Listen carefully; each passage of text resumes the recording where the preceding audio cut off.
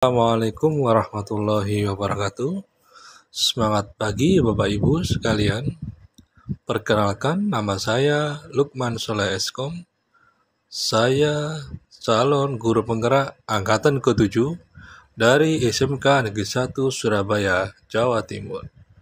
Pada kesempatan kali ini, saya akan mempresentasikan koneksi antar materi kesimpulan dan refleksi pemikiran Ki Hajar Dewantoro.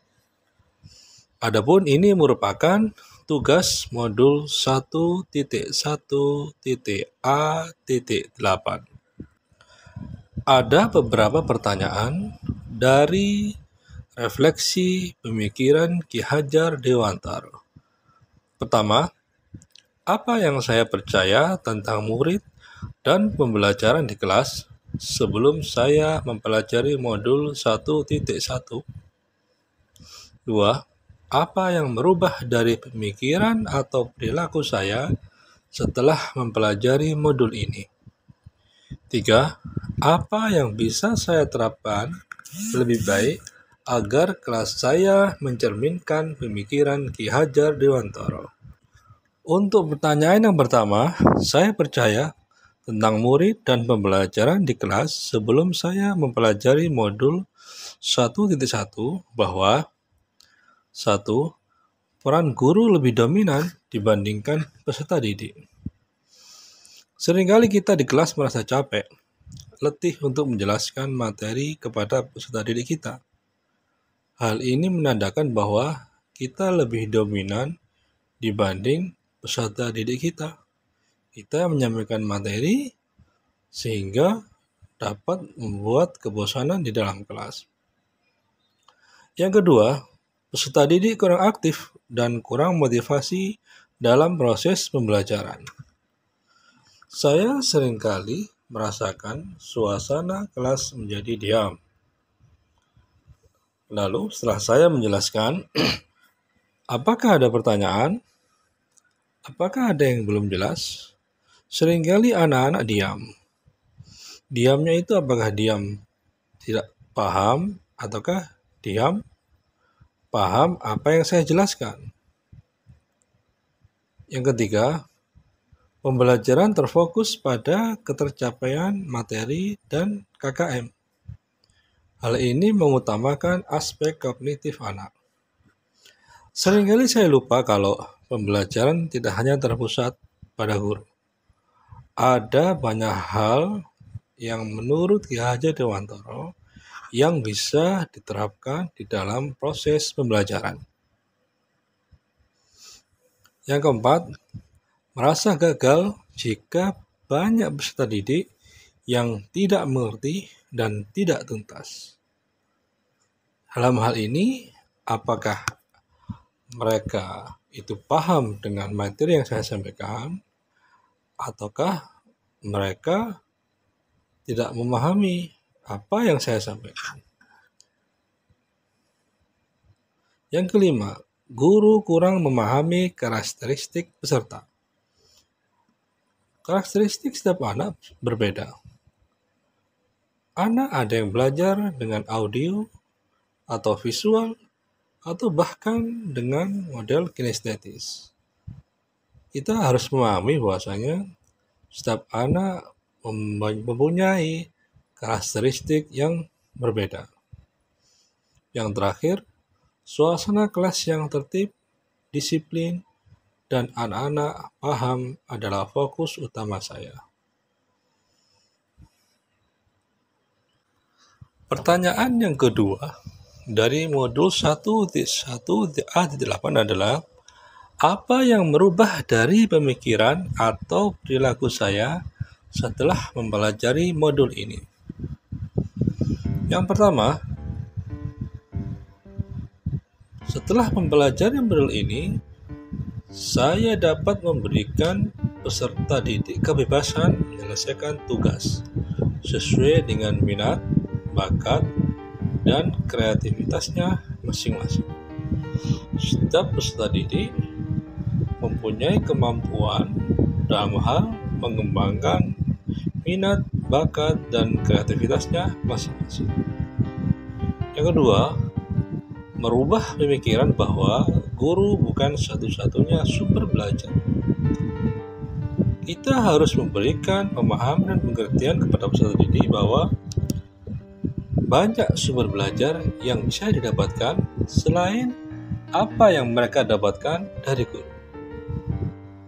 Mungkin dari sumber belajar yang lain. Apakah itu internet, apakah itu buku, ataukah itu koran, ataukah dengan media yang lainnya. Yang ketiga, menghargai karakteristik setiap peserta didik, serta memberikan apresiasi atau reward kepada mereka agar lebih termotivasi dalam belajar. Setiap kita memberikan suatu persoalan, suatu studi kasus, kemudian peserta didik mampu menyampaikan pendapat dan masukan serta kritikan, saran kepada kita, maka agar lebih bersemangat mereka harus diberi apresiasi atau reward, sehingga memacu kepada peserta yang lainnya ikut juga lebih bersemangat, sehingga suasana kelas akan menjadi hidup. Berikutnya yang keempat, mengemas pembelajaran secara menarik agar motivasi peserta didik meningkat. Banyak cara kita menyampaikan ilmu, praktek, terutama yang saya hadapi adalah peserta didik tingkat SMK. Banyak hal atau materi yang bisa kita sampaikan, terutama tentang materi yang membuat ketertarikan peserta didik untuk dapat memahami apa dan materi yang kita sampaikan. Yang kelima, lebih cermat dalam melihat bakat anak. Anak kita tuntun sesuai dengan kodratnya masing-masing.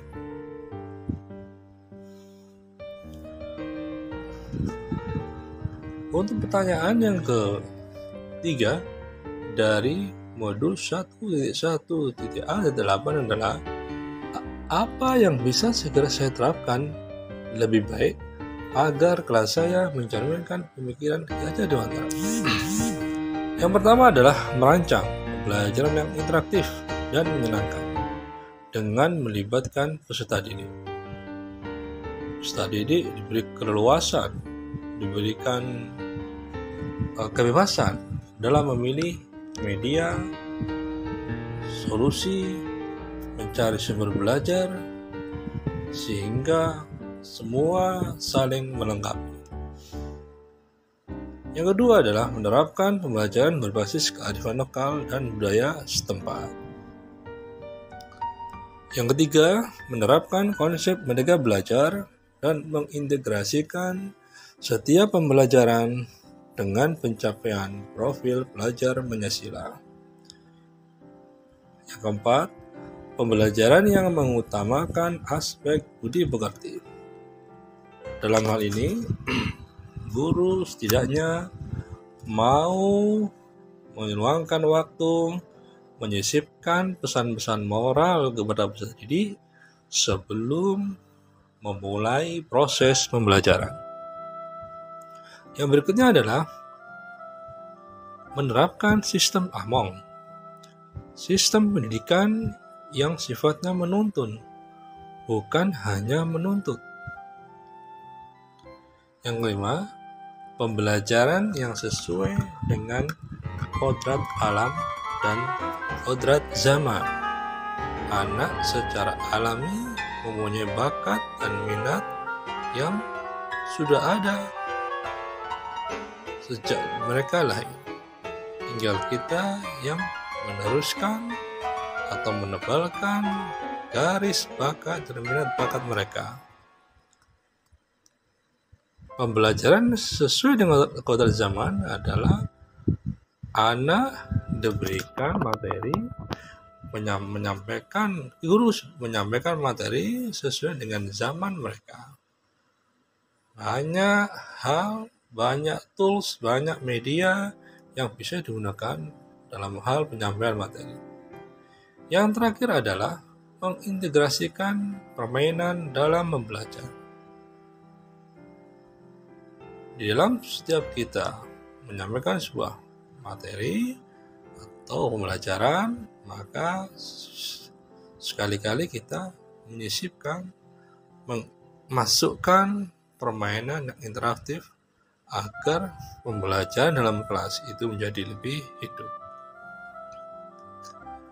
Kesimpulannya adalah, pendidikan adalah bukan hanya tentang ilmu akademis saja, namun perlu penanaman budi pekerti yang baik. Pendidikan adalah menuntun anak sesuai dengan minat dan bakatnya. Yang ketiga, pendidikan sejatinya adalah menghamba pada anak menurut sesuai bakat dan minat anak. Yang keempat, memfasilitasi peserta didik dengan sepenuh hati. Yang kelima, menyeimbangkan cipta, karsa, dan pekerti. Yang keenam, jadilah pembelajar dan pembelajar yang merdeka. Demikian pemaparan saya tentang koneksi antar materi, kesimpulan, dan refleksi. Untuk itu, saya ucapkan banyak terima kasih. Tergerak, bergerak, dan menggerakkan. Salam guru penggerak. Wassalamualaikum warahmatullahi wabarakatuh.